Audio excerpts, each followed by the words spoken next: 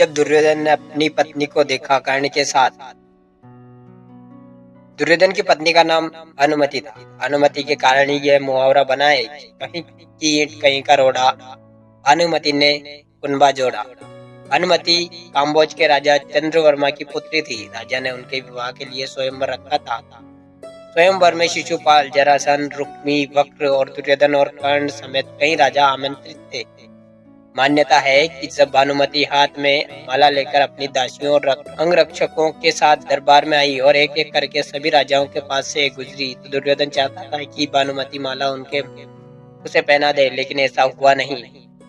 दुर्योधन के सामने से आगे बढ़ गई भानुमति। तब दुर्योधन ने उनके हाथ से माला झपट कर खुद ही अपने गले में डाल ली। सभी राजाओं ने तलवारें निकाल ली। दुर्योधन ने सब योद्धाओं से कर्ण से युद्ध की चुनौती दी, जिसमें कर्ण ने सभी को परास्त कर दिया।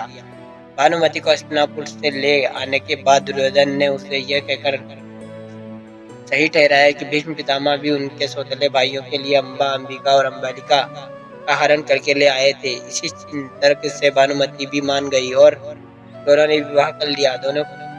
दोनों संतान हुए। एक पुत्र लक्ष्मण था, जिसे अभिमन्यु ने युद्ध में मार दिया था, और पुत्री लक्ष्मणा, जिसका विवाह कृष्ण के जामवंती से जन्मे पुत्र सांब से हुआ था।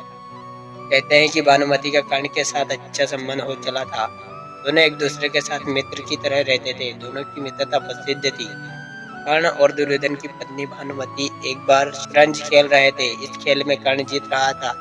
तभी भानुमति ने दुर्योधन को आते देखा और खड़े होने की कोशिश की। दुर्योधन के आने के बारे में कर्ण को पता नहीं था, इसलिए जैसे ही भानुमति ने उठने की कोशिश की, कर्ण ने पकड़कर बिठाना चाहा। भानुमति के बदले उनके मोतियों की माला कर्ण के हाथों से टूट गई। दुर्योधन तब तक कमरे में आ चुका था। दुर्योधन को देखकर भानुमति और कर्ण दोनों डर गए कि दुर्योधन को कहीं कुछ गलत शक न हो जाए, परंतु दुर्योधन को कर्ण पर बहुत विश्वास था। उसने सिर्फ इतना कहा कि मोतियों को उठा ले, और वह जिस उद्देश्य से आया था उस संबंध में कर्ण से चर्चा करने लगा। इस विश्वास के चलते ही कर्ण गलत समझ लिए जाने से बच गए। हालांकि कुछ लोग इस घटना का वर्णन इस तरह करते हैं कि दोनों शतरंज खेल रहे थे, तभी भानुमति हार रही थी। कर्ण प्रसन्न था।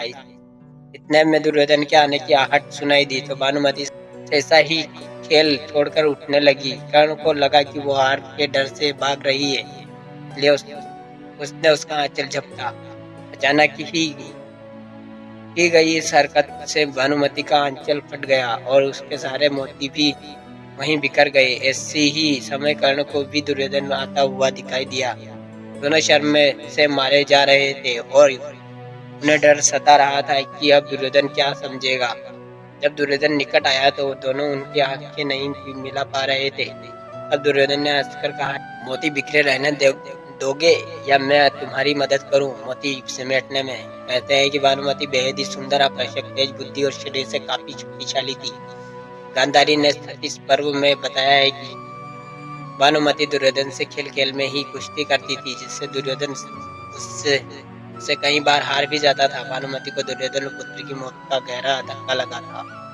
तो साथियों, ये थी आज की कहानी। आई होप आपको पसंद आएगी। पसंद आए तो हमारे चैनल को सब्सक्राइब कर वीडियो को लाइक कर दीजिएगा। चलिए साथियों, मिलते हैं किसी नई कहानी के साथ, नए टॉपिक के साथ। तब तक के लिए धन्यवाद।